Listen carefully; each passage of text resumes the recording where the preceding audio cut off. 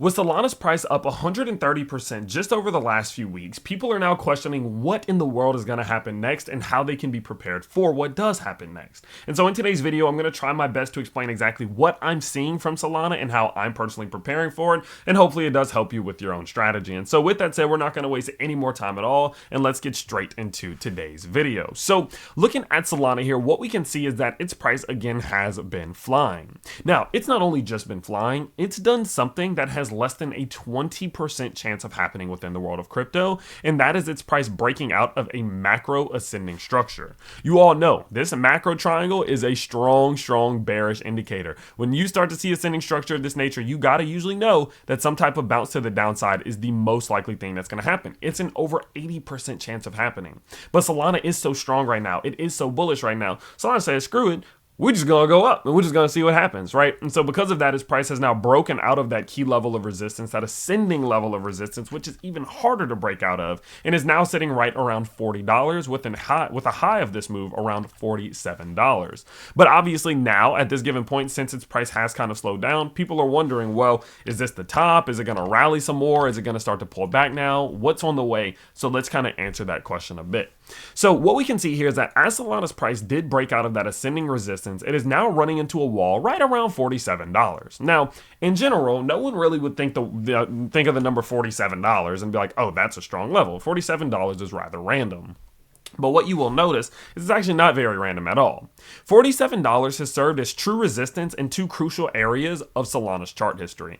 The first time was at the peak of the bull market in 2021. Now, I know that the bull market continued on towards the end of 2021, but in my opinion, peak euphoria, peak craziness for crypto was April, May, and kind of June of 2021, and that is where we saw true resistance for Solana.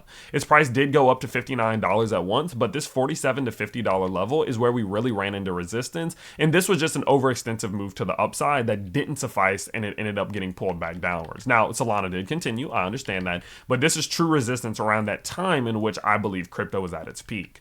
Now, not only that though, it also served as true resistance right before we saw this major FTX crash that obviously kind of changed the course for Solana for the rest of its lifetime, realistically. And I'm under the belief that had FTX not done this, had they not crashed, had they not got caught, basically, we would have seen Solana put in some type of double bottom around this key level of liquidity here and probably got a move to the upside, right? This level would have served as the MLR, which is a very important level of resistance that typically gets flipped into support. And I think Solana's chart probably would have looked something like this, in my opinion, right? So as you can see here, this $47 level is incredibly important. So it's no shocker that we are now running into resistance as we are now running into it. So the question then becomes, well, now that we know that we have such a strong level of resistance that was above us, now below us into some hopeful support, and we have this key level of resistance above us, well, what happens now? So let's talk about either scenario, okay? Obviously, I can't predict the future. I can't tell you what's going to happen, but what I can do is tell you what's the most likely to happen and what I'm doing to prepare for it. Now, before we do move too far into what we're going to do to prepare for it, let me take a quick second and explain one other thing that I am doing, and that is with a partner of the channel, and that is Cify. Now, I'm sure many of you do remember Cify, especially from the early 2021 days, mid 2021 days, in which they were launching projects on their launch pad, which is specifically designed for gaming cryptos, and those cryptos were flying. They had an average of a 44x. Just take a second to think about that.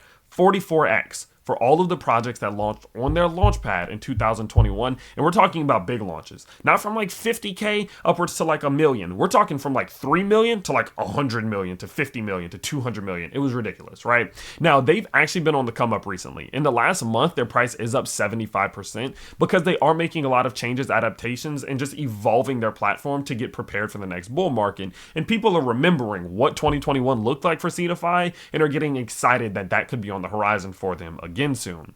What you can see here is that they've actually implemented a couple things such as a refund policy, all based off of their tier system. Now, if you need a refresh, their tier system works in a way that the more Cify tokens, their native tokens that you own and stake, the better tiers and the better perks and the more allocation you get access to for the projects that do launch on their launch pad. Now, as you can see here, some of their launches have, the amount of money they've been raised has been ridiculous, especially in the market that we're in now.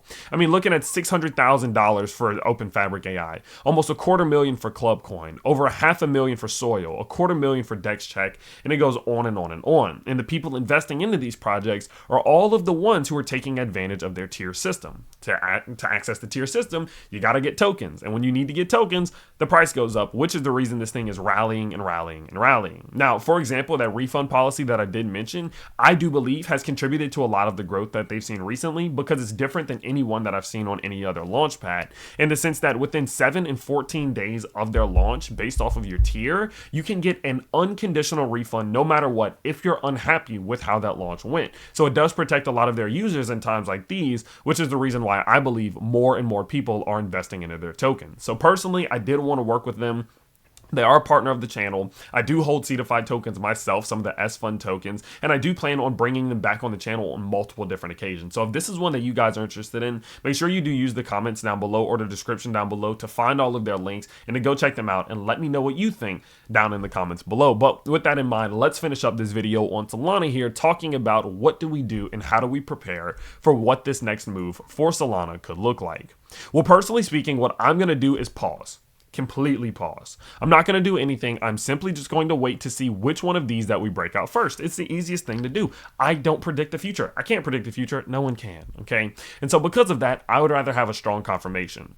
If we see Solana's price breaking to the downside of this key level of support, there is an extremely strong likelihood that it could return all the way back to these $25 to $32, $33 levels, somewhere around here, as it does venture towards the bottom side of this ascending triangle. Just like Caspa did back in the day, right? Like we saw here, just venture downwards, look to try to build support and continue, or inevitably lose support and continue to the downside, right? That's what I'm expecting for Solana, is some type of return to the bottom side here. Now, if that's not the case, obviously, or let's actually talk about if that is the case. If that is the case, what I'm going to do is simply just start the dollar cost average once we get close to the bottom here. Sure, there's a chance that we are going to lose this support and continue downwards, but I think at that point we would establish a macro high or low and then look for a continuation anyway, so I'm still fine with dollar cost averaging on the way down, okay? So if we do lose support here, I'm going to wait until we get about halfway through this channel and then start the dollar cost average around the bottom. And best case scenario is from there, we build up support and then we continue to the upside again, okay? Now, so that's my dollar cost average plan here. Now, if Solana's price, for some reason, is capable of doing what is less likely, and that is breaking above $47.12, I'm actually going to be purchasing as well with the stop loss set below $45, so about $44.90, okay?